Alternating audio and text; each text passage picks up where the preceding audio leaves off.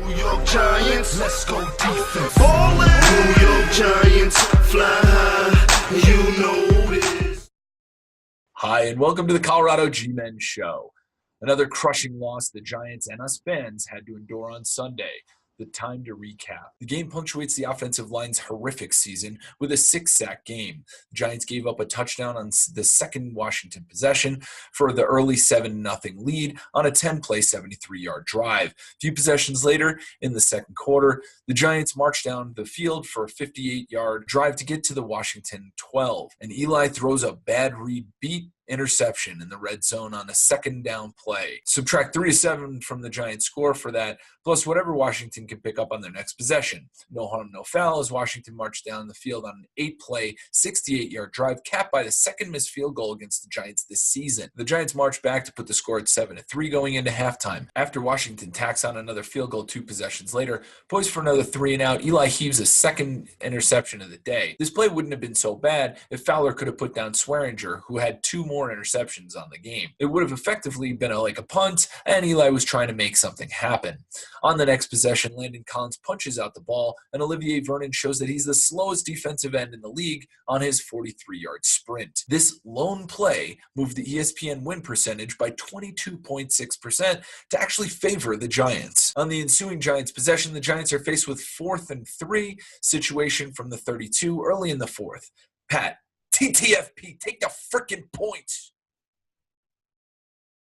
Would have been a 4-point game. Instead, Evan Ingram lets a perfect pass slip right through his hands and turns the ball over on downs. This takes a win out of the sails for the Giants, and a few field goals and garbage time touchdowns later, the Giants are on the losing side of another one-possession game at 20-13. On the offensive side of the ball, the O-line takes the cake for the worst unit in football.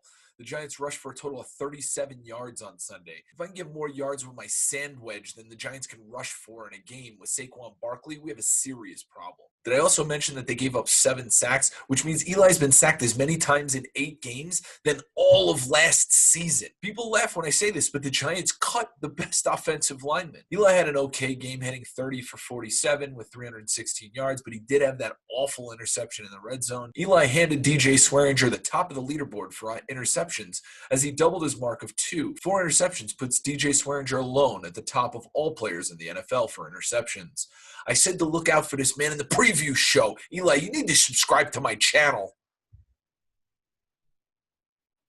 Odell Beckham had his second 100-yard game in a row and captured a 44-yarder on a drive that featured not much of anything else. On the defensive side of the ball, with Snacks, this defense could barely stop a rushing attack. Without him, the Giants gave up 149 yards to Adrian Peterson alone, who averaged 75 yards coming into the game, giving up 182 total rushing yards to a team that averaged 125 coming in. Once again, the D-line came up empty on sacks as expected by Washington's reluctance to pass the ball. Teams just have to score a little bit to overcome our offense, but the D seems to give up a lot of points at the end of the game. I want to talk a little bit about special teams. Rosas did his job again and was 2 for 2.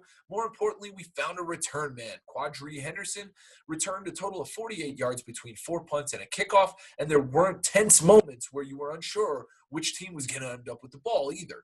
That's a pretty big deal. Riley Dixon also punted for no returns on 5 punts, 3 inside the 20 and 1 on the 2-yard line. As the Giants are now 1-7, in great position to take the number 1 overall draft pick, all they need to do is lose to the 49ers and lose throughout and hope Oakland wins a game. The Eli Manning era is likely coming to an end. Or has it? Kyle Lauletta, the Giants' 4th-round draft pick at QB in the 2018 draft, was arrested for some traffic violations. Kyle Lauletta was expected to step in for Eli Manning to see if we could even use him in the future. Traffic violation C minor, but this was your moment to shine. How could you let something like this get between you and your likely only chance at a career opportunity? Come on, Lauletta. Between Pat Shurmur and Ben McAdoo over the past 24 games, that's a season and a half, we now have 2 more losses than Ray Handley did in his entire 2-season career. What that means is these 2 seasons will be worse than 1991 and 1992, no matter what happens the rest of the season. If Ben McAdoo didn't act like such a pompous sleazeball, you'd almost feel sorry for the way that the fan base threw him out of the town. When is it time to start questioning the offensive line coach, Hal Hunter? You make me drink every game. I mean, there's a reason he was out of a job in 2017. I understand the talent isn't there, but this is getting out of hand. Thank you, everyone, for watching the Colorado G-Men show. We'll be at the Tavern in Platt Park in Denver, the Lazy Dog in Boulder, and the Good Company Bar in Colorado Springs for all the games. Don't forget to subscribe down below, and go Giants!